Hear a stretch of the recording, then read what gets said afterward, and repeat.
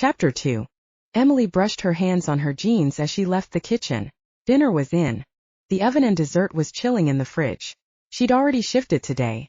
And since Devin and Vincent were hanging out with Marcus, who she'd been actively avoiding the past week, she had nothing to do but go up to her room and read. Or she could see what Daniel was up to. She wasn't as close to Daniel, but she didn't feel like being cooped up in her room either. Her stomach twisted with indecision. She knew what she wanted to do, but keeping a distance from Marcus was best. The draw to him was undeniable. Regardless of her feelings, they could never truly be together. Her best bet was to visit Daniel. She wandered outside towards the field where Daniel trained the younger male wolves on how to fight. The gravel crunched beneath her sneakers as she made her way over the drive. She finally emerges from her dungeon, Vincent called as he came out of the massive 12-car garage that sat next to the house. Hey, she said, greeting her twin. We got beer and a few movies from the store. Want to watch something with us? Vincent offered, holding up a six-pack. Emily hesitated, watching as Marcus and Devin appeared from the garage. What did you get? Marcus has never seen Teen Wolf, Vincent smirked. I told him it's a must-see movie for us. You know you want to watch it with us and crack jokes about how wrong they get it. Emily giggled as Vincent wagged his brows at her. They'd watched the movie at least a dozen times before, each time finding new things to laugh about. Was one of her favorite things to do with her brothers. It will be fun, Vincent added. Emily chanced a glance at Marcus, who was now only a few feet away. Butterflies fluttered in her belly as their eyes met. She held his gaze for a long moment. Okay, she heard herself say. Fantastic, Vincent grinned, wrapping an arm around her and leading her inside. Emily fiddled with the seam of the green leather couch arm as she attempted to watch the movie and not look at the handsome wolf to her right. About an hour into the movie, Devin got called downstairs to help with an injured wolf, and shortly after that, Vincent had gotten up to go to the bathroom. Vincent said there is a sequel to this movie, Marcus said, taking a swig out of his beer bottle. There is. He'll probably insist on watching it after dinner. I'm not sure you could call what we are doing watching, Marcus chuckled. Vincent likes to make everything into a joke. I've noticed. Silence enveloped them as they both stared at the screen. Every few minutes, Emily slid her gaze to the right, taking in Marcus' form. His blue-gray eyes were glued to the screen, and she wondered if he was having as hard of a time focusing as she was. How have you been? Emily asked, instantly regretting her words. She should not be making conversation with a man she was avoiding. Good. I haven't seen you around since the other day. I've been busy with my mom. My dad is going out of town tomorrow and she's been finalizing his plans, so I've been in the kitchen. It wasn't a lie, she had been doing just that, but she could have maintained her regular schedule. I wanted to apologize about the other day. I didn't mean to upset you. I must have misread things, Marcus stated, turning to her. I'm new here and trying to fit into a new pack. I don't want things to be awkward between us. Emily's heart throbbed against her ribs. She nodded and gave him a tight-lipped smile. It's okay. I can be his friend. It will be better and easier than avoiding him. And maybe if I talk to him, it will make that overwhelming desire to seek him out go away. Mind made up, she asked. How do you like the movie? It's all right. Hollywood's take on werewolves is interesting, to say the least. Emily laughed, drawing her knees toward her chest. What kind of movies do you like? Marcus asked. Not the kind my brothers would ever rent for me. I usually wait until they come out and order them on TV. But what do you like? Emily giggled. Romances, dramas, comedies. Things my brothers hate. They like the action and suspense. And horror, they love gory, scary movies. There is nothing wrong with scary movies, Vincent defended as he came in. He plopped down on the couch next to her, causing the cushion to hiss. My favorite part is coming up. You're going to love this, Marcus. Emily sighed, chancing a glance at Marcus. He sat relaxed in the plush green chair. She leaned back and tried to focus on the movie, but every so often, her eyes drifted to the wolf on her right, and there was nothing she could do to stop it. Emily tiptoed down into the kitchen. The house was quiet and dark, all the occupants were sound asleep. She'd developed a routine long ago of stealing a Few moments to herself, and now she couldn't sleep until she took advantage of the freedom. For a few precious moments every night, she could wander about the house and not have her every movement tracked. Usually it was her brothers who followed her around, but she craved time just to herself. She grabbed a can of Coke from the fridge and crept outside. As she stepped onto the front porch, the crisp air touched her skin, sending a chill up her spine. She pulled her plush purple robe tighter slightly, regretting her choice of a cold beverage in this weather. But only slightly. Coke is worth it. The she-wolf popped the tab on her soda and took a long gulp of the bubbly liquid. Headlights bounced in the distance as the car turned down the long gravel drive. The tires crunched over the rocks and she could make out a green Civic in the distance. The garage door opened, filling the quiet night air with a soft hum. She watched as Devon's vehicle pulled into the building. A moment later, door clicked shut and she could hear Marcus and Devon talking as they left the garage. Devon veered to the left toward the guest house while Marcus made his way toward the main house. The newest pack member was now staying in the quarters of the large guest house. Emily took another sip, watching curiously as Marcus jogged up to the porch. "Did you forget where your room is?" she teased as he clambered up the wooden steps. Marcus paused, his eyes darting to her. "I didn't see you there," he smiled. She shrugged. "Just enjoying the night air. Did you have fun tonight?" She regretted the question as soon as she asked. She didn't want to know. It was obvious that her twin had enjoyed himself, and still was since he hadn't returned home. It was okay. It's nice to get out and unwind a little. "I bet," she blurted, rolling her eyes. She would give anything to have a night out of the house. He had meant no harm by his comment, but it reminded her she couldn't go out and just chill. A part of her understood the reasoning, but it didn't take away the craving for freedom. "I was going to run inside and get my laptop. I left it in the front room. Before I go to bed, I like to check things out. It's how I unwind," Marcus said after a long moment. She tucked a piece of hair behind her ear. Her mother had mentioned something about Marcus doing work for Emmett. "I heard my dad is letting you balance his books and work the stock market." "Yeah," he grinned. "You like that type of thing?" "It's what I was going to school for, and I'm really good at it. It's always a pleasure to watch your earnings grow, and know that you were responsible for it," Marcus explained with a toothy grin. Emily nodded. She understood what he was saying, even if she did not know how stocks and bonds worked. "What are you doing up so late?" he asked. He finished climbing the steps and strolled over to the swing, sitting next to her. A chill of anticipation ripped through her. He was so close, too close. She needed to distance herself before her body reacted even more to his. Couldn't sleep. She stood up and suppressed a yawn. "My mom used to always make me a tall glass of warm milk when I was a kid and couldn't sleep. My mom read to me." Marcus used the heels of his feet to sway the swing back and forth. "I could make you a glass of milk." He looked pointedly at the red can in her hand. "I doubt that will help you sleep." Emily laughed. "Probably not. So, do you want that glass of milk?" She should say no. "Sure." Marcus poured the steaming milk into a mug and handed it to Emily. "It should put you right to sleep." "Thanks." She blew on the cup before placing it to her lips and taking a sip. "Tastes good. It was my mom's recipe. The nutmeg helps calm you." "You didn't mention your parents before," Emily commented. Marcus licked his lips and sighed.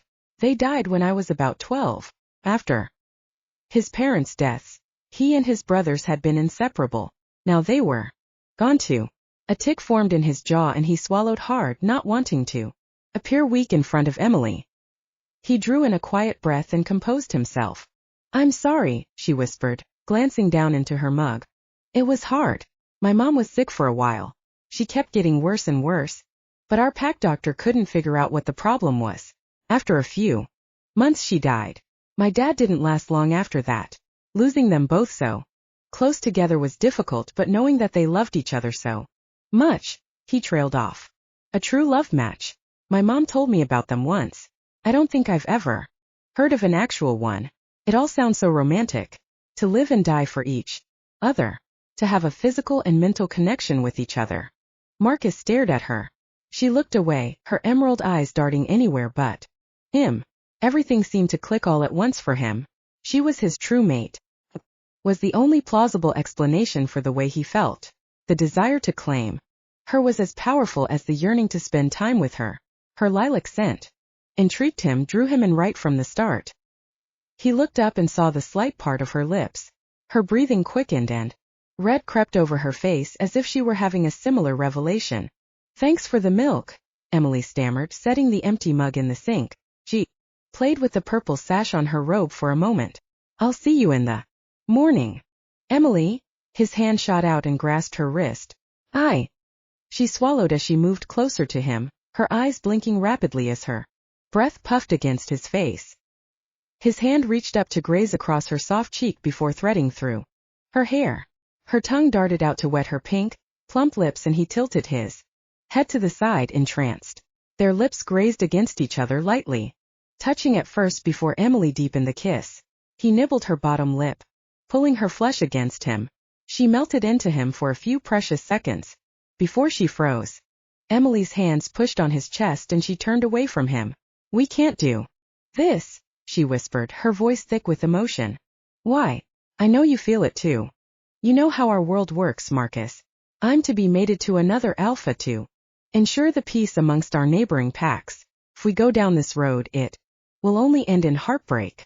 "I can't do that," she said hoarsely. "So don't think about the future. It's not set in stone. Things can change. I can prove myself to your father. Just give me the chance. I can't ignore whatever this is and I want to need to see it through," Marcus encouraged. He would show the alpha he was worthy. Emily shook her head.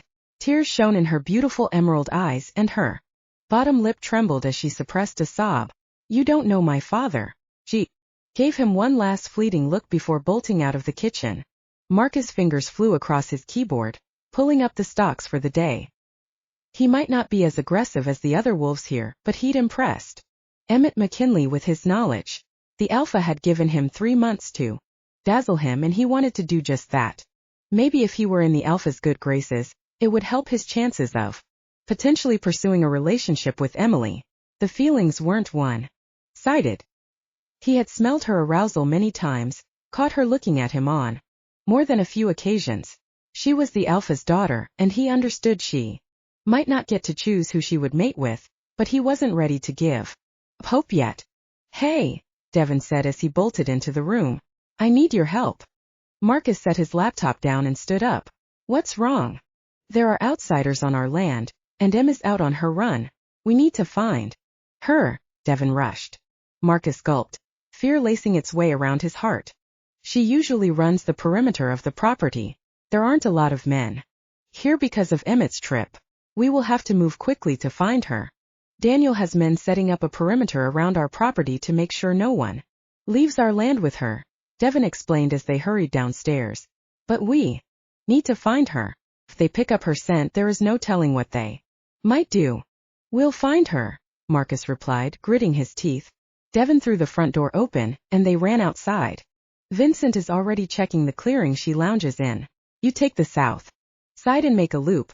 I'll take the north and we'll meet up in the middle," Devin asserted. Marcus nodded, setting off at a grueling pace into the trees. A flock of birds flew up from the thicket, startled by his frantic run. He shielded his face from them as he bolted through the swarm. The tree branches whipped at his skin. His feet crunched against the dead leaves that blanketed the forest floor. Sweat beaded on his brow and his legs felt rubbery from running too hard for too long. It didn't matter how sore he was or would be, he had to find her. A loud scream rang out through the forest. The noise ricocheted off the trees, and Marcus slowed, trying to figure out what direction it had come from. He closed his eyes and focused on his surroundings. He could hear the branches swaying slightly in the breeze. An animal scurried across the ground on his right, and then he heard the soft moan of pain that could only be made by a human. Marcus' eyes flew open, and he sprinted toward the noise. He heard a male voice shout something, followed by a series of snarls. 2 men raced off into the woods with 3 wolves hot on their trail. He turned back to the spot whence they'd come. "Emily is over there." He darted in that direction, following their path. Pale creamy skin met his gaze. He rushed toward the shaking woman lying on the forest floor. Emily was naked, covered in dirt, and her long chestnut hair covering her face. Her right arm was in mid-transition. The shoulder was set back at an odd angle, and he assumed it was dislocated. Reddish-brown fur sprouted out of her almost human-looking arm. The claws and long nails of her paw were balled up unnaturally like a fist. "Emily," he called, sliding to a stop next to her on his knees. But she didn't respond. Her emerald eyes were open, staring at something in the distance. Her breathing came in shallow pants. Gently he touched her shoulder and rolled her onto her back. "Emily," he yelled, panicked. She had to be okay, but the longer she lay unresponsive, the more terrified he became. Blood covered her shoulder. A few rivulets had rolled down toward her breasts. He searched her skin for signs of injury but couldn't find any. Marcus inhaled. The blood was hers. "I'm cold," she whispered. He rocked back on his heels and lifted his sweater over his head, laying it gently over her naked body. "It's okay. I'm going to get you back to the house. Where are you hurt?" The last thing he wanted was to hurt her worse. She blinked up at him, focusing on his face. "Shoulder.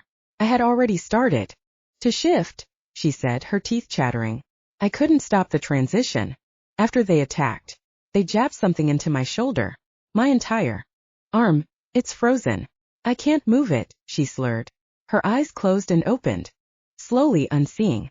"Emily," Vincent called as he raced toward them with Daniel on his heels. Devin burst through the brush, darting forward and coming to a stop as he crouched down next to Emily. "Are you okay?" he asked, pushing hair from her face. Emily blinked, her eyes rolling back in her head. Devin clutched her chin. "Lightly. Stay with me, Em. I'm so cold," she murmured, her eyes fluttering closed as her head lulled to the side. "They did something to her arm. I don't see an injury, though. She told me she can't move her shoulder or arm," Marcus said, his voice shaking with fear. He picked up her uninjured hand and gripped it against his chest. She was going to pull through this. Devin brushed aside some leaves and dirt and held up a syringe. The needle was covered in blood.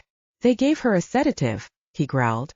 "She was probably fighting them and they jammed it in a hurry. Her shoulders dislocated too." Daniel stood up, his hands balled into tight fists. "Dev, you and Marcus get her back to the house. Vincent, you and me are going to get these wolves," he instructed.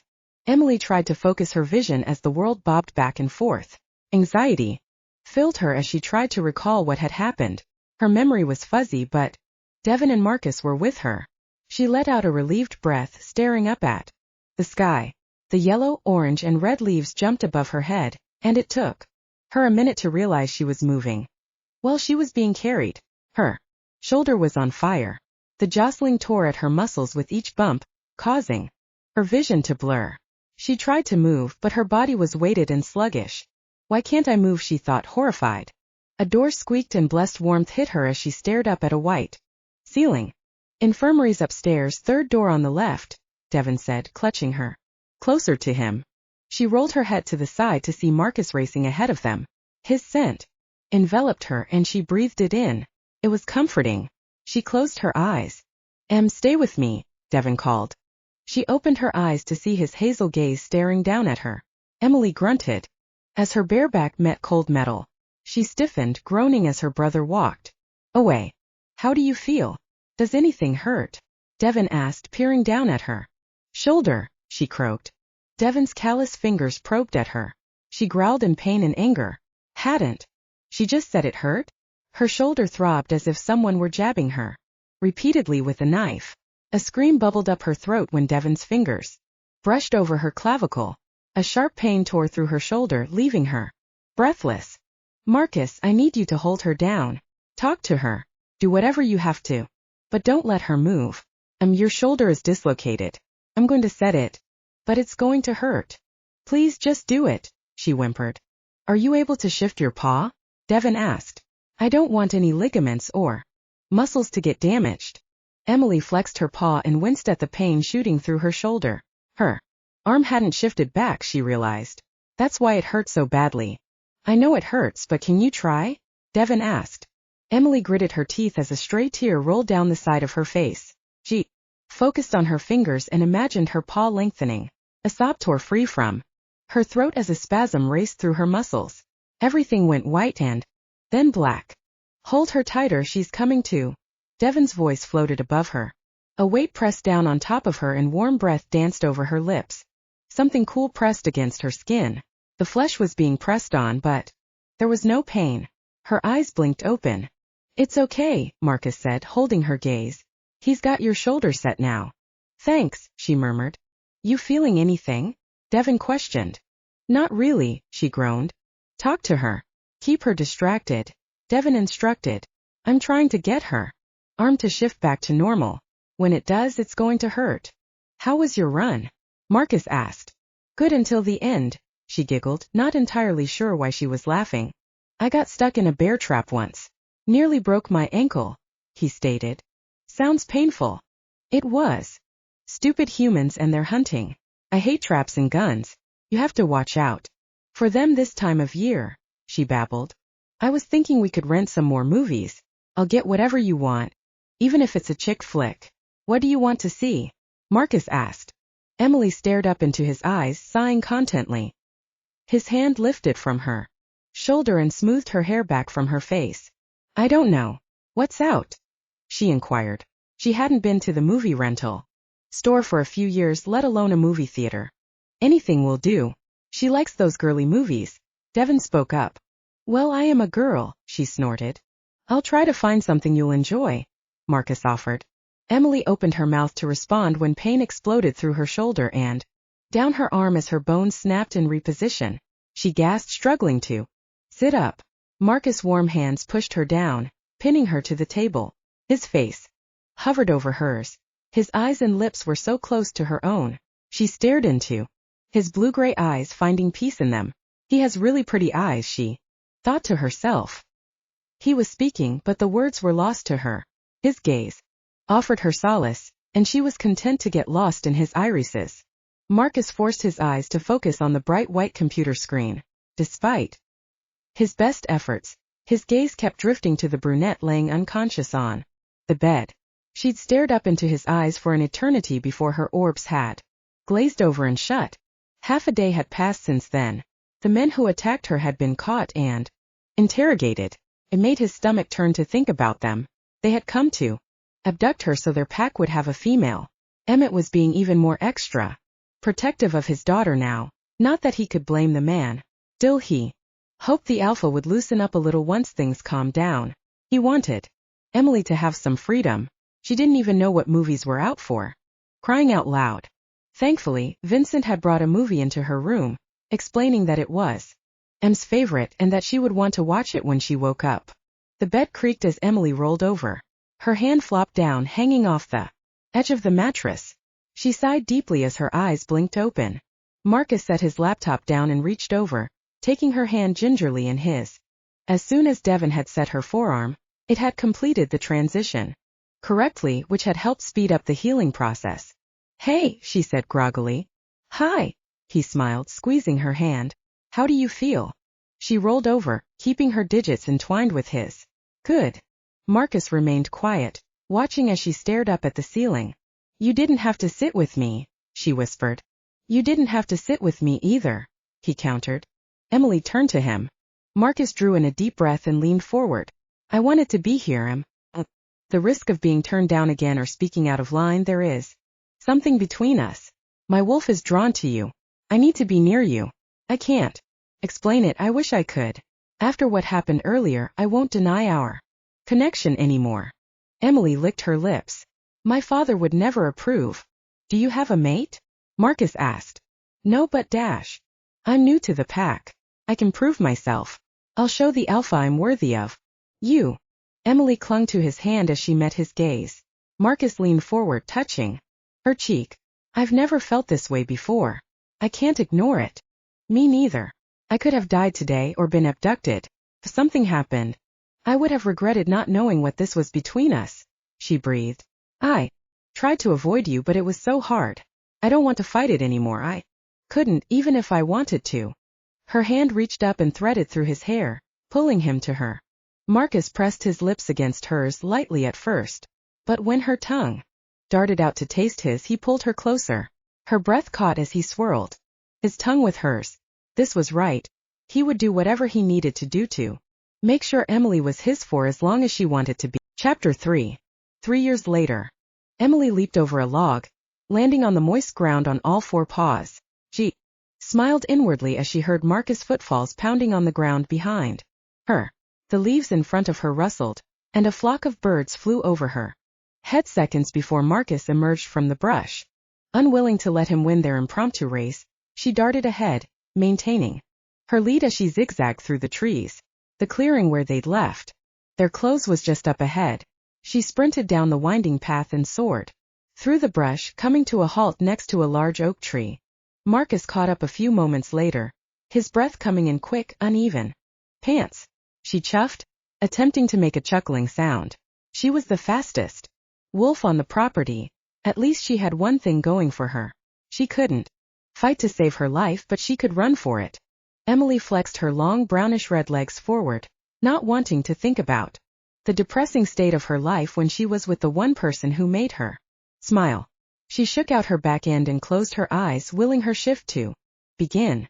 A grunt escaped her as her bones snapped, her torso elongated and her muscles pulled tightly, sending a sharp pleasure pain ricocheting through her body. Within seconds she was crouched in the dirt on her hands and knees. She stood to her feet and sauntered over to her clothes, knowing that Marcus' eyes were on her. She turned back to him as she slowly slid her panties up her long lean legs. He barked and stretched, triggering his own shift. Emily slipped her lacy black bra, tank top and jean shorts on while watching his gray-white fur retreat and his olive-toned skin form. He stood up and went to his pile of clothes slipping on his jeans. Emily bit her lip as Marcus dressed. His bicep muscles were solid and his body lean. "I think you're getting faster," Marcus commented, buttoning his pants. Yeah. Emily shrugged. "Spring quarter is over. I have nothing better to do with my time but run and read. And spend time with me," Marcus grinned. "I would love to spend all my time with you," Emily sighed. Marcus walked toward her, cupping her chin with his hands. She reached up and placed her hands on his warm, toned chest, relishing in the feel of his skin against hers. "Just say the word and I'll talk to your dad. I want you to. I want to marry you, Marcus." There was nothing she wanted more in this world. "But you know he won't approve. Her dad would never allow it. It's only a matter of time until he finds you a mate, Em." "What then?" Marcus rubbed his thumb across her cheek and she leaned into his touch, placing her lips gently against his. "Let me talk to him," she mumbled against his mouth. Marcus' tongue darted out, tracing her lips. "Isn't that supposed to be my job? I'll be in his office going over the stocks with him this afternoon." Emily pulled back, staring into Marcus' eyes. "I'm his only daughter, Marcus. The man I choose for a mate helps to determine the future of our pack. You know there is lots of unrest amongst our neighbors. You know I know that. I lost my entire pack, Em." Marcus looked away, his jaw set. "Maddie and Amelia are here now too. You're not the only female in the pack. And Amelia is an alpha female. My dad will use every opportunity he has to advance this pack. I'm sure he is already contemplating all of our futures." Marcus gritted his teeth and growled low in his throat. Emily closed her eyes. "All I'm saying is we need to approach him at the right time. We need to think this through. You're my mate. I've never been more sure of anything in my life." She reached up and pushed her hands through his thick dark hair. "I love you. I love you too." He smiled and placed a kiss on her forehead before resting his head against hers. "Will I see you later tonight?" she questioned, biting her lip. "Probably not. I'm going out with Dev and Vincent after dinner." Emily huffed and pulled away. Bending down, she tossed his shirt at him. She knew he was faithful to her while out with her brothers. If he did, they would tell her, but she resented the freedom they got. "Hey, I'll see you tomorrow afternoon," he said, placing his hand on her shoulder. "I have the entire afternoon free." Emily shivered as heat flooded her, anticipation rolling in her belly. She bit her lip and met his gaze. Marcus inhaled, leaning in to kiss her lips again, and mumbled, "I wasn't thinking that, but..." He deepened their kiss, his tongue gliding against hers. Emily ran her hands up and down his smooth, taut back. "I wish we had more time today," she whispered, pulling back. "If I were meeting anyone else," he trailed off. "You can't be late." Emily stepped back. Her father, the alpha, couldn't stand tardiness. I'll see you tomorrow. Bye, she whispered, offering him a small smile. Marcus gave her another chaste kiss before tugging his shirt on and hurrying off to his meeting. Emily shot out of bed. A loud wail echoed throughout the house. Her breath quickened as she darted to her window. Men sprinted across the lawn heading to the south side of the property. She ran a hand through her hair and surveyed the men. Her heart tightened in her chest as Marcus came into view. Please don't let him get hurt. Please don't let anyone get hurt tonight. Her doorknob jingled, and the door swung open. Emily spun on her heel, hand flying to her chest. Mom, she gasped. You scared me. I just wanted to make sure you were okay, Claire McKinley said, entering the room. I'm fine. How are Maddie and Amelia? Emily asked, referring to the two younger female wolves. Comforting each other for the moment. I wanted to check on you too. Emily nodded and sighed as she turned back to the window. This is the third attack in 6 months. I know, Claire breathed. We have been lucky so far. But luck will only get us so far. What is father going to do? He has been approached by Fernando Juarez of the Gulf Packs. Oh, she hoped that was a good thing. Juarez has been assembling packs for the past few years under his leadership. Together, they are making a stand against the renegade packs and lone wolves in the area, Claire replied. Will we join them? Her mother let out a long breath. I'm not sure they are any better than the wolves attacking us. Why? Claire smiled, but Emily could tell something wasn't right. It's nothing. A sense of foreboding filled Emily, causing goosebumps to erupt across her arms. It's not nothing. They want me, Maddie and Amelia, don't they? Emily asked, trying to keep her voice from shaking. Most packs anymore are lucky to have one fertile female, let alone 3. Will our pack be able to protect us? Can we protect ourselves? Emily asked quietly. Her stomach churned and she closed her eyes. For the moment I believe so. But we will need allies. Is there anyone else who can help besides this Juarez guy? What about Devon's Uncle Rick in Texas? She held her breath. No, there is no one else close by. Emmett would never work alongside Rick. Emily sighed. Her father hated the Harrises with a passion. Joseph Harris, her mother's first husband, was the man who had stolen Claire's heart. Even to this day, Emily suspected her mother still loved Joseph more than she did Emmett. Her father was opportunistic and had pounced on Claire the moment Joseph died. Devon was the bane of Emmett's existence, and he only tolerated him because of Claire. No, her father would never ask Joseph's twin for help. Claire grasped Emily's hand. Look, there is your father and brother now. They must have chased them off. Try to get some sleep, dear. She placed a kiss on Emily's head and then hurried off. I'm going to go let Maddie and Amelia know. We are in the clear. Emily stared out the window, watching as every pack mate came back. Marcus caught her gaze and gave her a smile before heading back into the goose houses. Everything was okay for tonight anyway. Emily blinked as the words in her novel blurred together. She'd been staring at the same page for 10 minutes and had no idea what she'd read. Tossing the book to the side, she leaned back into her pillows and ran a hand through her hair. Bored, she glanced around her room, hoping to find something to occupy her time. If only she could leave the house. Laughter and cheering floated into her bedroom window. Her brother's voice called out as a car roared to life. She slid out of bed and tiptoed to the window, peering out into the driveway below. Her brothers, Devon and Vincent, exchanged a few words before the pair hopped into Devon's green Civic. It had been nearly a week since the attack, and Emmett had loosened the restrictions on leaving the property, that is, for everyone but her. A lump formed in her throat as a familiar mop of jet black hair came into view. Marcus. He opened the back door to the car and just before climbing in, his eyes darted up to meet hers. Marcus' eyes held her gaze for a long moment. His lips parted and she watched intently as they moved. I love you, he mouthed. Emily smiled. I love you too, she whispered, gently placing her hand on the cool glass pane. Marcus' head snapped to the right when Vincent asked him a question and he nodded. He gave her one last fleeting look before climbing into the back seat. The car reversed and the white of the headlights filtered into her room. She pulled back, concealing herself behind the curtains. The beams of light jumped across her wall before they shrank as the car retreaded into the distance. It must be nice to go out and enjoy life, she thought bitterly. A sharp knock on her door caused her to jump and squeak in surprise. "Just a minute," she called as she padded to the door. Twisting the lock, she opened the door and swallowed. Her other brother Daniel stood on the threshold. "Hey," she greeted, meeting her brother's cool emerald eyes. "Dad wants to see you in his office, Em," he explained, motioning with his hand. Oh, her dad never requested her presence. Ever. A knot formed in her stomach, a sense of foreboding washing over her. "Why?" Daniel's steely gaze faltered for a moment, his eyes darting away from hers. "Come on." Emily studied her brother before nodding.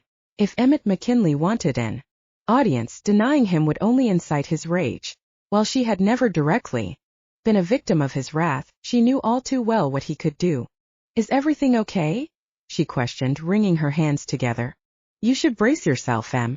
You will not like what you hear, and please don't argue," Daniel answered after a long moment. Emily clasped her hands together as they descended the stairs. Her mind whirled as she tried to think of what her father wanted. A sickening nausea curdled in her stomach, intensifying as they drew closer to the office. There was only one reason her father would call her to his office. He had found her a mate. Daniel paused outside the door, his eyes wavering slightly, almost as if he were hesitating. He lifted his hand and gave her shoulder a gentle squeeze. Turning away, he opened the door and let her inside before closing the door behind them. "Emily, please have a seat," her father said, not looking up from his computer screen. Emily cleared her throat as she made her way to the couch. She took a seat, sliding back into the stiff leather. Her fingers trembled ever so slightly, and she jammed her hands under her thighs to keep her nervousness out of her father's eyes.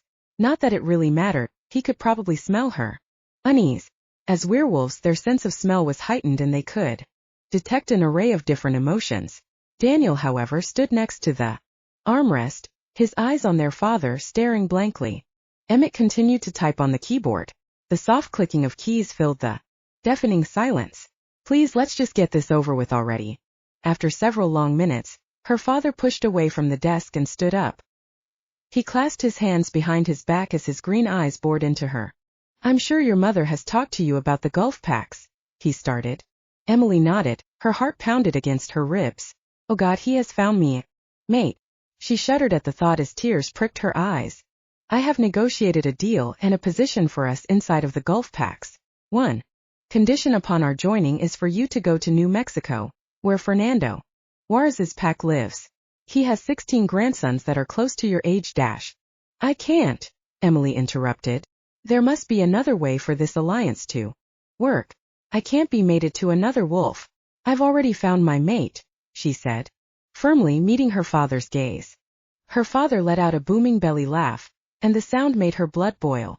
"I love Marcus," Emily proclaimed as she shot up from the couch. "He is my mate and you're a 21-year-old girl. You don't know what love is. And that boy is hardly suitable for someone of your stature. He doesn't even know how to fight, for crying out loud," her father thundered, taking a menacing step toward her. "Marcus is unfit to be your mate. He is weak and he could never protect you, or run a pack of his own. He might not be strong, but he's smart. Where would your stocks be without him? He does everything for you. So he's good with numbers, that means nothing. He's a wolf, not a human. In our world, brains gets you killed. Strength allows you to live." Her father took a step forward, his hands rising to grip her shoulders firmly. "We need this alliance to move our pack forward, Emily. Times are changing and tensions are mounting. This agreement is not just beneficial for our pack, but important for the future of our pack. This alliance will ensure our safety from packs that wish to see us fall. You will be treated well there, like the alpha female that you are. You may very well have a pack of your own one day." "I'm not an alpha," she whispered. It was true. Although her father was the alpha of the pack, he wasn't one by blood. He had seized the pack after the father of her eldest brother, Devon, had died and claimed her mother, a true alpha, as his mate. "That doesn't matter to them, Emily. You have been raised as an alpha and shall be treated as such. You will have the opportunity to mate with alpha males." "And if I refuse?" Emily asked, her voice shaking under her father's scrutinizing gaze. You won't. I love Marcus. I don't want Dash. This silly affair with Marcus ends immediately. Fernando Juarez and his men will be here in 2 days to meet with me and get a look at you. I can't have you smelling like another wolf, Emmett commanded. No. She couldn't believe what she was hearing. There had to be a mistake. Maybe this was a nightmare. Are you deaf, girl? He growled, shaking her. I've given you an order and you will damn well obey it. The pack comes first, always. Over my happiness? Over my life? No, Emily hissed through clenched teeth. Tears blurred her vision, and every hair on her body stood at attention as she challenged the alpha. You're not in a position to tell me no. Your place is to secure our pack with the safety and power that the Gulf packs offer, Emmett growled, his hands pressing down on her shoulders. I'm not suggesting this course of action. I'm telling you it is going to happen. Emily grimaced under the painful grip but held his gaze. This is happening, Emily. You will obey me, or there will be consequences to pay. I'm not going, she stated as a traitorous tear slid down her cheek and pulled on her top lip. Emmett grasped her arm, pulling her to him. You will drop this charade with Marcus immediately, or the next time you see him he won't be breathing. You will go with Fernando Juarez when the time comes, and you will breed with as many of his grandsons as he sees fit until you conceive. If you disobey me or show any of this defiance in front of Juarez, I'll kill Marcus myself. Slowly, painfully, and right in front of your eyes. You wouldn't, Emily murmured. Her father's gaze was murderous and she shivered, realizing that he very well might. This isn't a game. Do as you're told, he snarled, shoving her away. Her head spun as she tried to wrap her mind around the entire conversation. Not only was Marcus' life in danger if she didn't end things, but she was going to be forced to sleep with multiple men. Bile rose in her throat and she gagged. I'm not doing this. He can't be serious. I'm your daughter, she reminded him, her voice cracking ever so slightly. How can you force me to breed men? Not just one but multiple men? What is wrong with you? It's disgusting and I won't be degraded to some dash. His hand flew up, striking her across the face. The impact caught her off guard, causing her to trip and fall to the floor. Pain exploded in her jaw, and a sharp pain shot through her arm as her elbow collided with the floor. Her vision blurred as she tried to push herself up, the coppery taste of blood flooding her mouth. Before she could comprehend what was happening, hot, angry hands snatched her back up to her feet. Vice-like fingers squeezed around her neck and lifted her off the floor. Emily gasped, attempting to catch her breath as her toes grazed against the wooden floorboards, trying to find traction. She sputtered, her arms flailing wildly before she wrapped them around Emmett's forearm. Her father tightened his grasp. Black clouded her vision, and she blinked her eyes as she dug her fingernails into his flesh. The alpha flung his daughter backwards with a growl and she toppled onto the couch in a heap. He loomed over her and snatched a clump of her hair in his hand, forcing her to meet his eyes. This is the last time you talk back to me, Emily. End things with Marcus and be on your best behavior, or next time it will be worse and Marcus will be dead. The pack always comes first. Don't forget that, he snapped. He wrenched her hair harder, his icy green eyes boring into hers, before he shoved her away. See her to her room, Daniel, Emmett snarled, returning to his desk. Her eyes flew to her brother. She'd forgotten he was there. Why didn't he do anything? Why didn't he stop him? Daniel walked hurriedly to his sister, offering her his hand. She hesitated a moment before grasping onto him, allowing him to help her stand. Her body shook, and he wrapped his arm around her to support her weight. Emily wobbled unsteadily as dizziness consumed her. Her vision clouded and her knees buckled. Daniel caught her, sweeping her up into his arms. Whimpering, she buried her face into his shirt as he hurried them out of the room. Emily kept her face hidden, not wanting anyone to see her like this. Anger, hurt, and fear rolled through her in waves. He'd hit her. Her father had never hit her before. Ever. It hadn't been a simple slap either. He'd beaten her. Broken her. A sob tore through her throat and she clutched Daniel's shirt like a lifeline. This isn't happening. It's a nightmare. Wake up, Emily. Wake up. She blinked, her eyes open, and swallowed, pulling away from Daniel as he lay her down on her bed. Without a word, Daniel backed away and slipped out of her room, closing the door behind him. Emily sat up in her bed, her heart slamming against her ribs painfully. She stuck her tongue out to trace it along the outside of her mouth. The area was already puffy and tender. Slowly she raised her hands, gingerly touching the sensitive skin. Her hand came back bloody, and she inhaled a sharp breath as she stared at the crimson liquid. Her head shot up as her door opened and closed again. Daniel walked back in, with something clutched in his hand. "Here," he said. The bed creaked as he sat down next to her. Without another word, he held a cool compress to her jaw. "Thanks," she mumbled, placing her hand over his. Daniel removed his hand and stared down at the floor. "I'm sorry. I should have better prepared you for what was going to happen," he stated as he stood. "You should heed Dad's warning, Em. He'll kill Marcus. He's not bluffing." "He wouldn't," she insisted.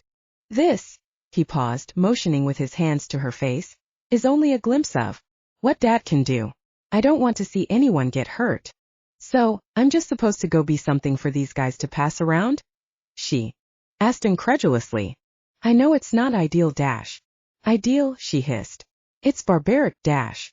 "Emily, what's done is done. Don't make it harder on yourself or Marcus then. It already is." Daniel stood up and walked to the door. "You'll need to shift, so you can heal. You should do it before anyone sees you. Let me know when you're ready. I'll be in my room." Emily gritted her teeth as she glared at her brother. "So I can heal up and pretend this never happened?" she snapped, standing up and walking toward him. "In case you haven't noticed, there has been a lot of tension in the pack recently. It'd be better if no one knew about this incident." Emily swallowed. "I'll remember it." "Don't, Em. I know, Dash." "What do you know?" she spat, poking his shoulder. A shimmer of fear coursed through her when her brother balled his fists at his side. When he didn't move, she regained her courage and continued. "Normal girls my age have a life. Go to school, they have friends and go to parties. I haven't left our property in 4 years and 192 days, Daniel. Not since I started my heat cycle. I can't even go to the mall and buy my own clothes. Have to purchase online or pray Mom pick stuff out that I'll actually like. Don't even know what it's like to have a friend. I've never been around to have one. While you, Dev, and Vincent all got to go to public school, I was stuck here with Mom in homeschool. It's suffocating. I'm a prisoner. And it's only going to get worse, she thought. Heat crept across her cheeks as her anger grew. Everything she'd been keeping bottled up for so long came tumbling out. "I can't live like this anymore. Want to do things, get out and be happy. I don't even have a friend I can talk to. I want to mate with the man I'm in love with. I want to live my life the way I choose to. Is that too much to ask?" She stopped, looking at her raised, shaking fists. To his credit, Daniel looked away and let out a long breath.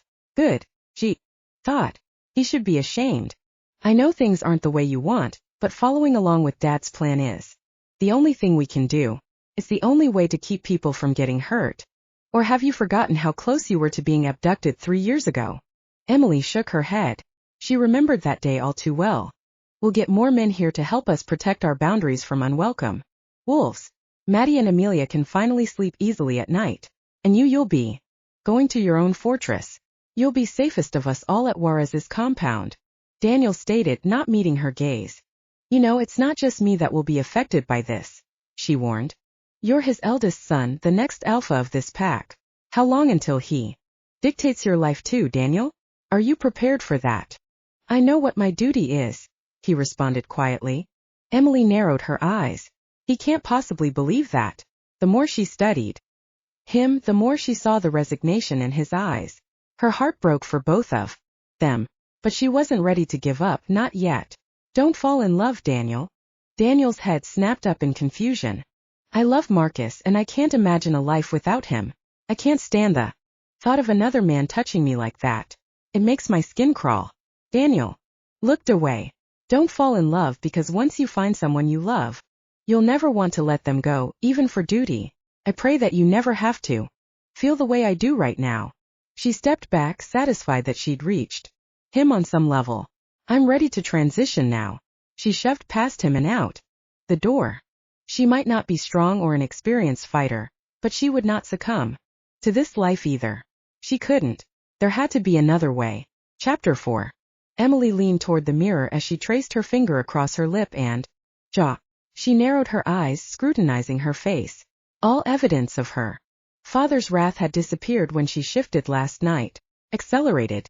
Healing was one benefit to being a werewolf. Apparently being a she-wolf held no benefits after all. Her only use was to be a breeder. She gritted her teeth as anger coursed through her. What am I going to tell Marcus? She shuddered at the thought. Her heart clenched painfully in her chest and she let out a long breath. The back pocket of her jean shorts vibrated. She reached her hand back and plucked out the device. Her hand shook slightly as she opened her new text message. I'll meet you at our spot in 10. Marcus. Emily closed her eyes, willing the angry, scared tears not to fall.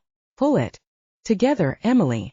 Opening her eyes, she took one last look in the mirror before returning to her bedroom and slipping her shoes on. Her stomach churned as she made the short walk down the hall to the stairs. Her father stood at the bottom of the steps. Great. Now he's spying on me too. Emily licked her dry lips and gripped the handrail for support. Holding her head high, she stomped down the stairs. Without a glance, she brushed by her father and made her way to the door. Emily gasped as warm fingers wrapped themselves around her elbow and jerked her backward. A shiver shot down her spine, and she recoiled to free herself from his grip. I assume you remember our conversation last night, Emmett's gruff voice hissed into her ear. Emily nodded but didn't respond. Anything she said would only result in further punishment or worse. She wouldn't be forgetting that conversation. Soon she wouldn't be forgetting it ever. She'd never been close to her father, but last night they had crossed a line they could never repair. I'm giving you 15 minutes. If you're not back in this house by then, I'll send my men out and they'll shred Marcus to pieces. After today you're to have no contact with him. Emily swallowed, turning enough to glare at her father. I will not let you hurt Marcus. She wrenched her arm free of his hold and marched toward the door. The hot spring air assaulted her as she stepped onto the porch. Her eyes scanned the woods to her right for signs of movement before she took off toward their meeting spot. A light breeze blew, causing the leaves to flutter in the air. The soft whisper of the wind was a sharp contrast to the pounding of her heart. Emily balled her fists at her side, still unsure of what she should tell Marcus. They were always honest with each other, and she couldn't stand the thought of breaking his heart. Tears welled in her eyes as she prepared herself to face him. She stepped over a log and veered off the trail, toward the small clearing a few paces away. I was beginning to worry about you, Marcus said, pulling her flesh against him as he placed a tender kiss on her head. I got held up, she murmured, pulling back. She met his eyes briefly before she spun away. My dad knows, she blurted. A twig cracked beneath Marcus' foot as he approached her from behind. His hands rested on her shoulders, giving her a soft squeeze. He told me to end things. I can't lie to him. I might as well tell the truth. He's formed an alliance with the Gulf Pacts. I'm going to New Mexico. He doesn't need to know the whole truth though either, she reasoned. No one needs to know the horror that I face. Keeping it from him will help him let go. Marcus was quiet for a long moment. His breath tickled her neck and she closed her eyes, enjoying his closeness. Is that what you want? Emily swallowed. It doesn't matter. My father, my alpha, has ordered me to go. There isn't another choice. Marcus said, coming to stand in front of her. I'll talk to him. I love you. If I make a declaration, No, Emily gasped, her eyes snapping open. She grasped his hands in hers. Her heart thundered in her chest as panic filled her. If he spoke to her father, Emmett would kill Marcus. She would rather live in this nightmare than live without him on this earth. Knowing Marcus, he would go anyway. She had to give him a reason not to go to Emmett. I don't want you to talk to him because I've already agreed to go. Marcus' eyes widened, and he looked away from her, hurt clear on his features. Emily clasped his hands tighter, hating the way his face crumpled with pain. She gulped, saying a silent prayer that her voice wouldn't betray her. There isn't anything you can say to him. I told him how we feel about each other and he doesn't care. Trying to reason with him would only infuriate him further. Besides, I can't go back on my word now. I have to do what is best for our pack. We both knew this was a possibility. Her voice broke and tears welled in her eyes. Oh God, I'm going to lose it. I'm not scared of his wrath. Marcus lifted his olive-toned hand up to her cheek and brushed a stray strand of hair from her face. I should have lied. He's not going to let this go. On one hand it thrilled her he wanted to fight for her, on the other she knew how the fight would end. As if on cue, the leaves rustled a few feet in front of her. Emily gritted her teeth as two wolves came into view. She shuddered, realizing her father had sent them to watch their exchange. One wolf curled its lip up into a snarl as the other hunched down, wriggling its hind end, preparing to pounce. They were going to attack if she didn't do something. Even a skilled fighter would stand little chance against two wolves while in human form, especially when they were striking from behind. Fear gripped her. Watching Marcus die was not an option. Think, Emily. Say something to make him stop. Now. I don't want you to fight for me, she snarled, surprising even herself at the ferociousness of her voice. Why? Emily pulled back, meeting his eyes. It's my duty to follow my alpha's orders, regardless of your feelings? Marcus frowned. Yes. The pack always comes first, she said, repeating her father's words. This isn't like you, Em. I've made up my mind. She took another step back. This is over. I'll be going to New Mexico. It's best we make a clean break now. Let's not make this any harder than it has to be. Inhaling sharply, she spun on her heel and walked away. Emily, he called after her. Don't look back. Keep walking. Her knees wobbled and a lump formed in her throat. She would not cry. Marcus needed to leave her alone or he was dead. She just hoped she had been convincing enough.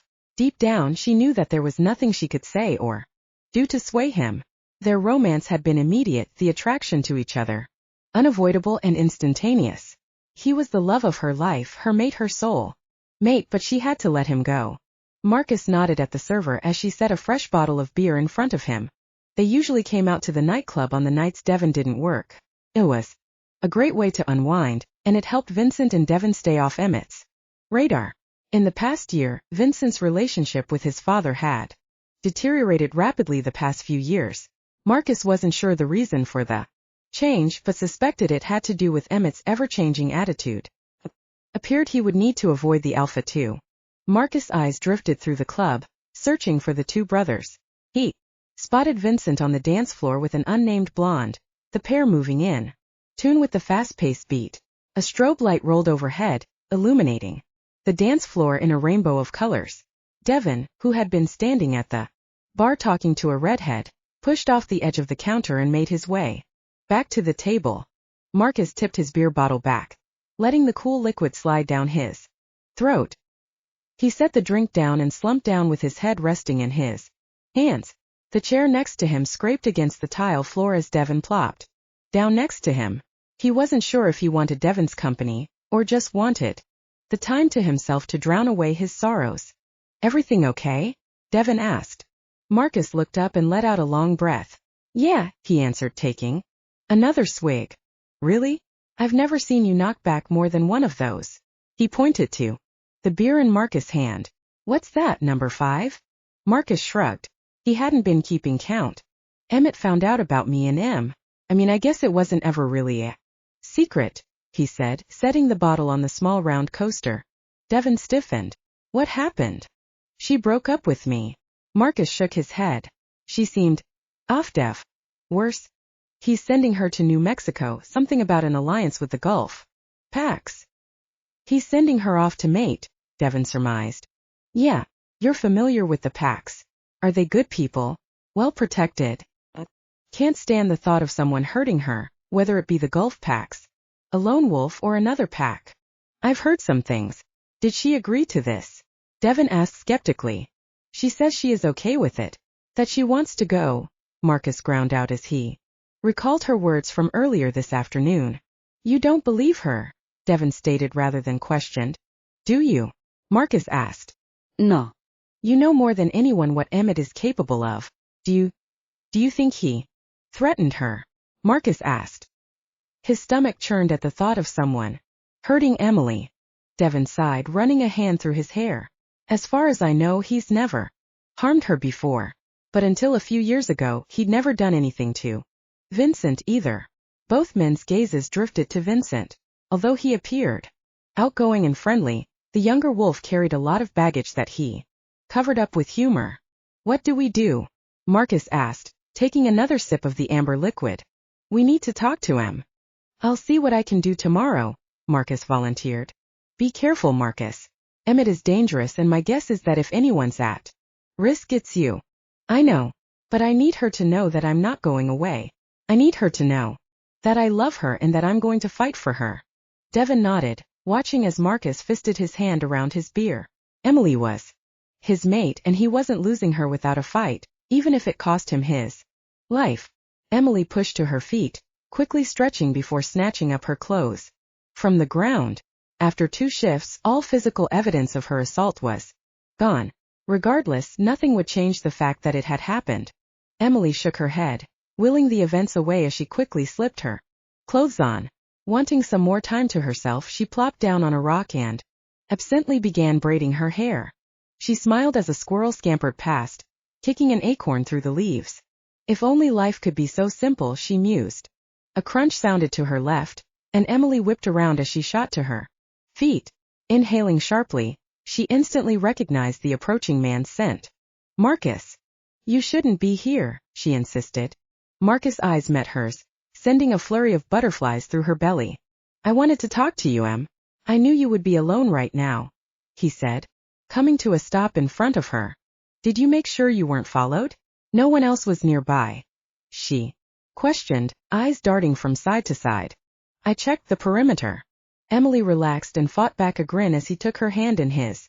How can a simple touch feel so right? I needed to see you, Em. And now that I have, I'm even more worried.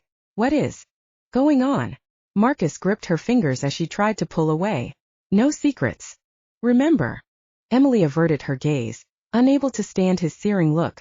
His hand reached up, cupping her chin. Emily's eyes slipped shut of their own, accord as she melted into his touch and enjoyed the warmth of his hand.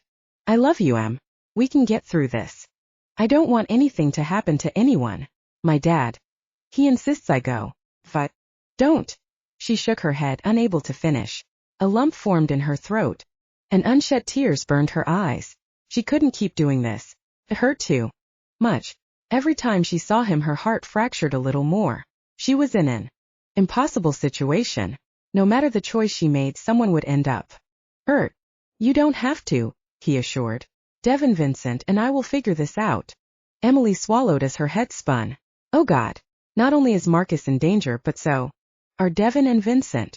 Her twin brother might escape the full fury of their father's wrath. But Emmett and Devin weren't close. Both Devin and Marcus could end up dead. She would have her freedom, but at what cost? Her heart skipped a beat at the realization. If she didn't follow her father's orders, she could lose 2 of the people she loved most.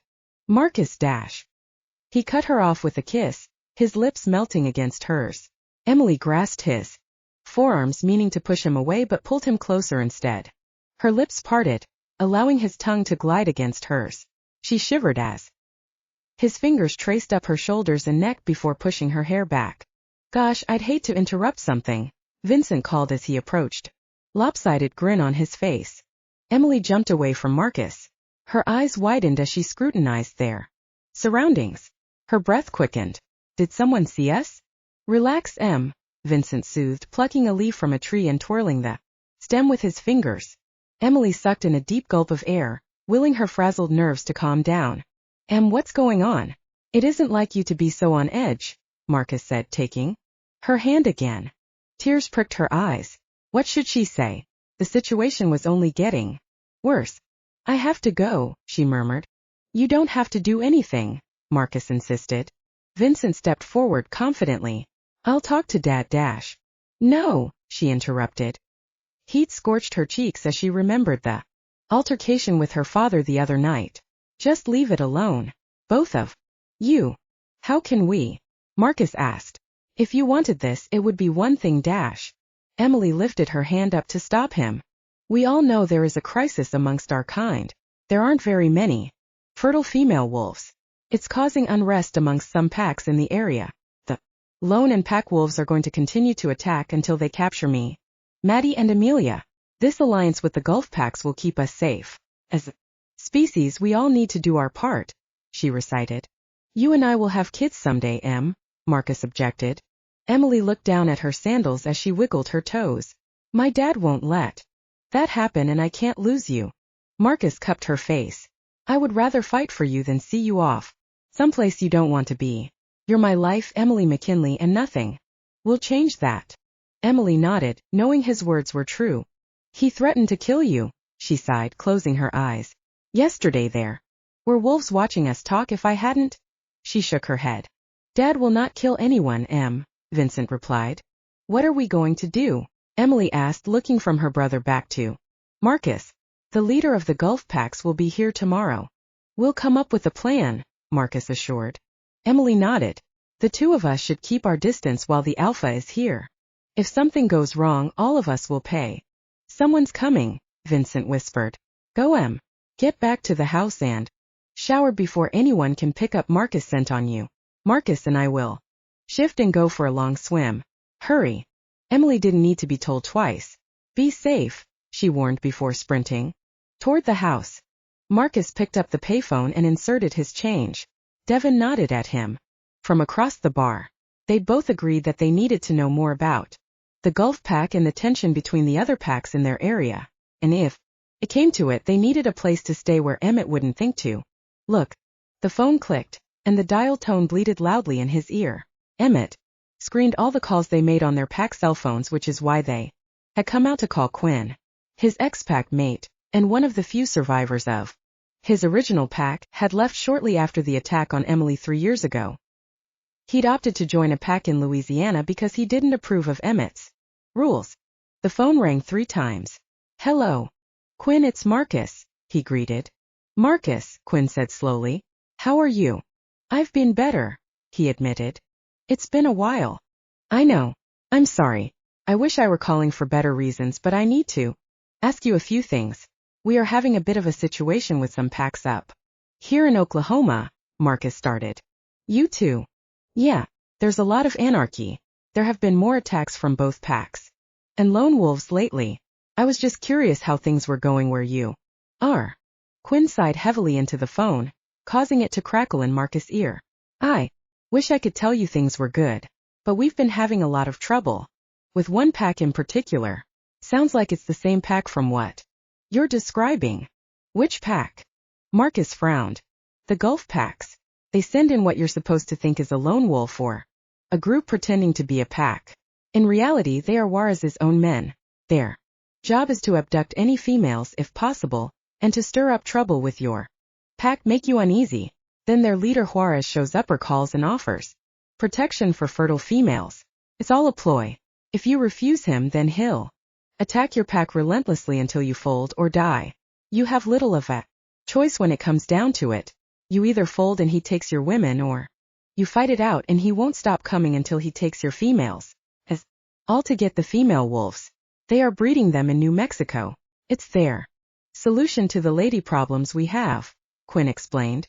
Marcus gritted his teeth as anger surged through him. I see. Try to resist him if you can. The way he treats his females is horrendous. No, you were kind of sweet on the Alpha's daughter.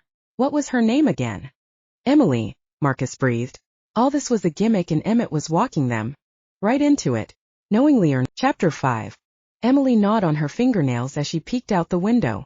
Lighting flashed in the distance, and a large splat of water landed on the windowpane. The weather matched her mood. Any second now, the car carrying Fernando Juarez would make its way down the drive. Her life was going to change whether she wanted it to or not. Marcus isn't going to let that happen.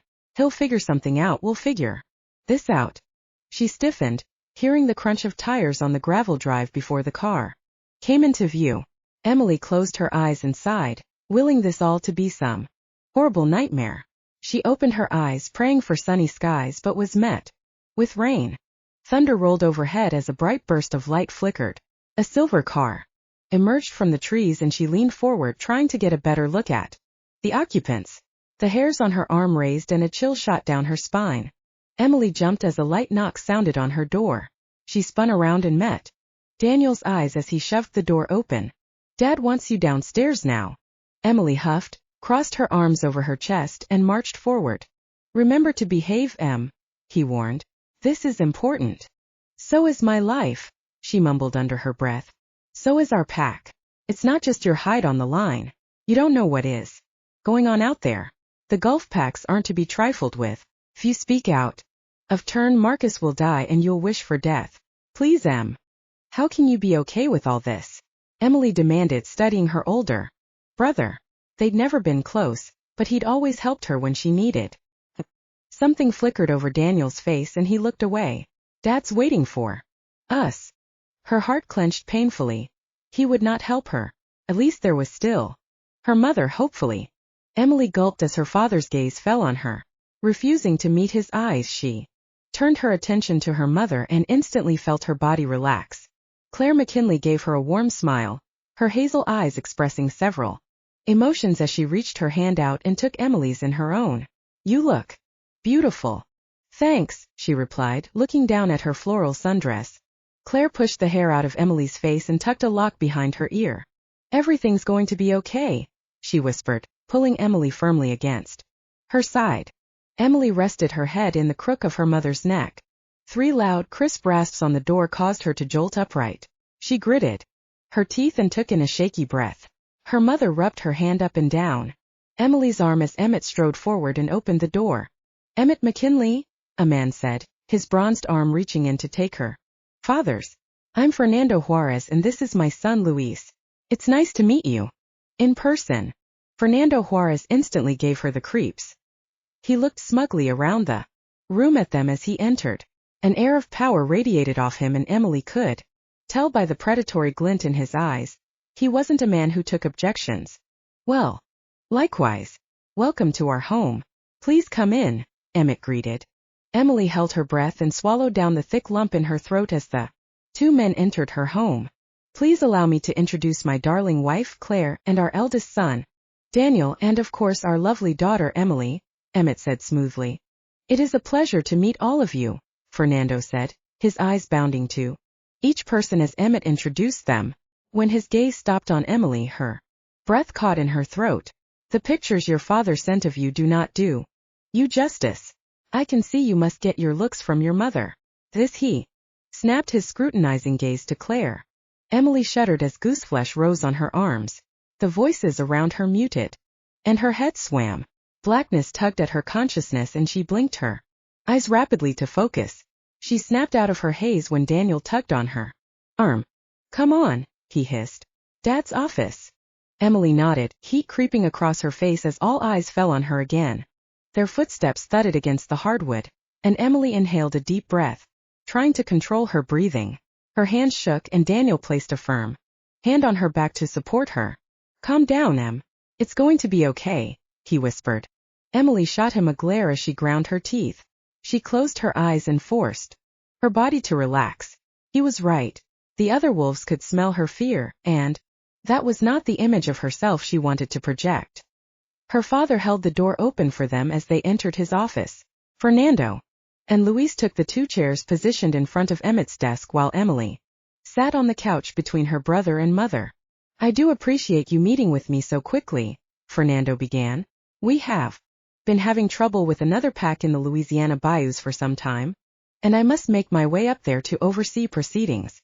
It should only take me a week or 2, and then I will be back here to collect Emily and deliver my granddaughter, Natalia.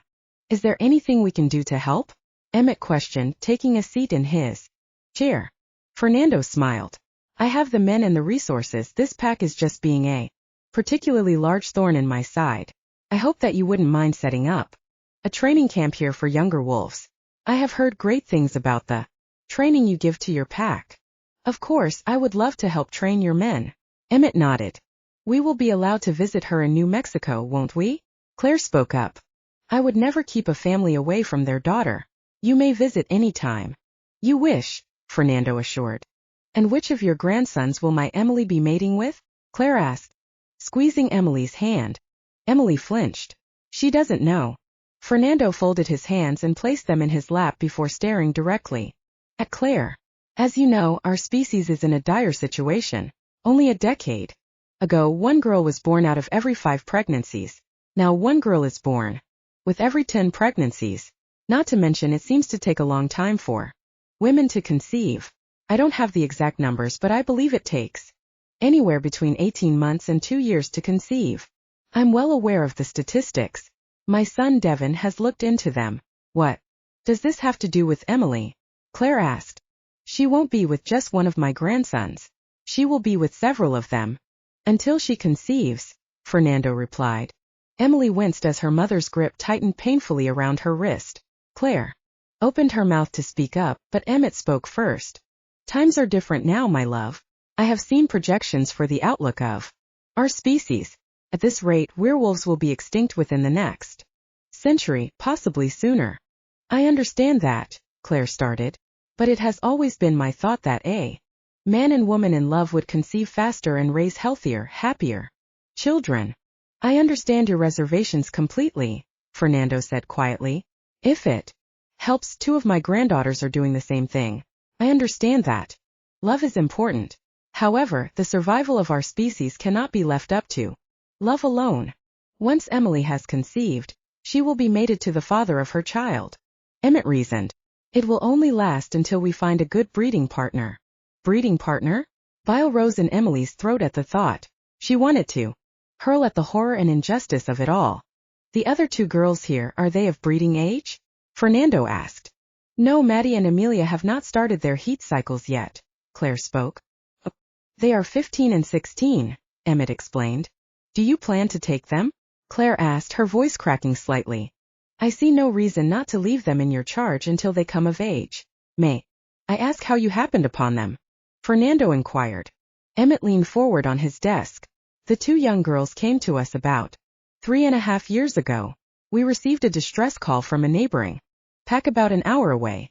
By the time we got there, there wasn't much we could do. The men who lived aren't fighters. From what I've gathered, the pack was quite docile in nature. Regardless, they have all become intricate members of our pack, and we have found jobs for each of them.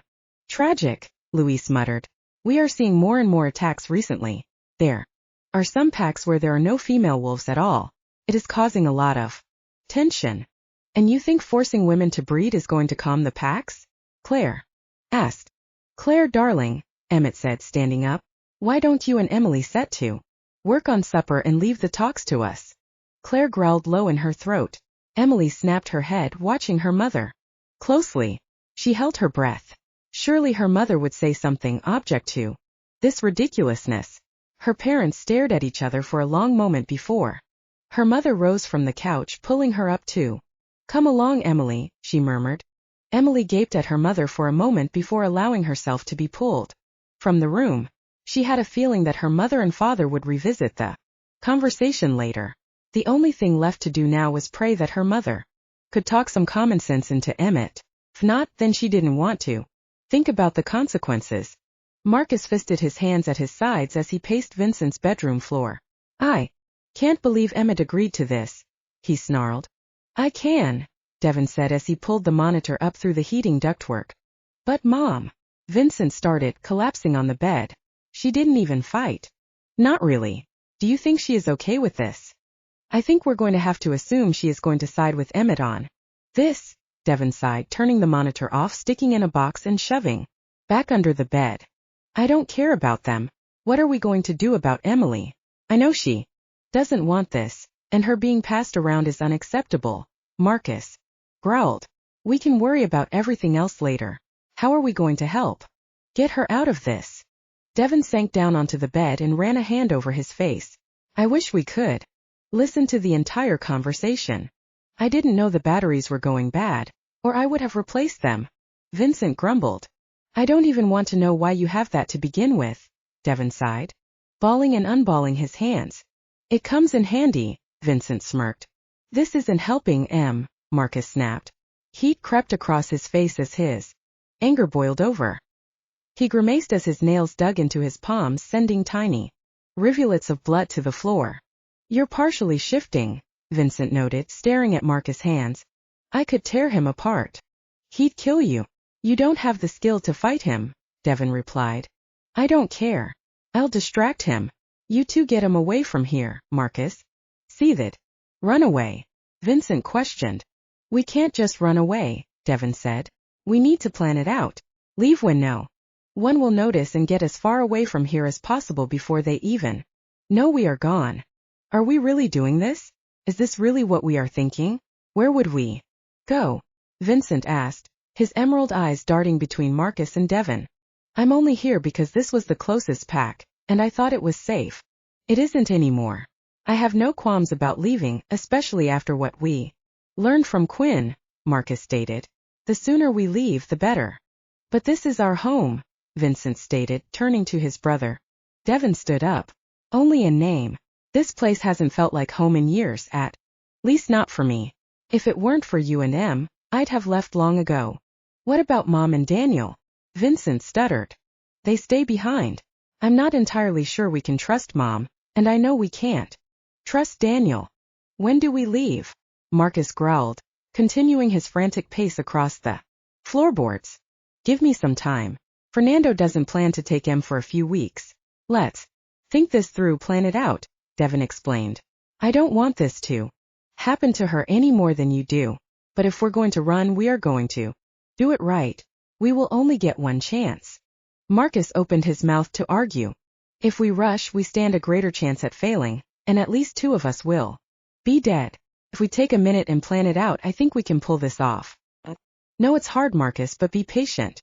Give me a few days to come up with a plan, Devon explained. You know you could always challenge him, Dev, Vincent spoke up. Claim your place dash.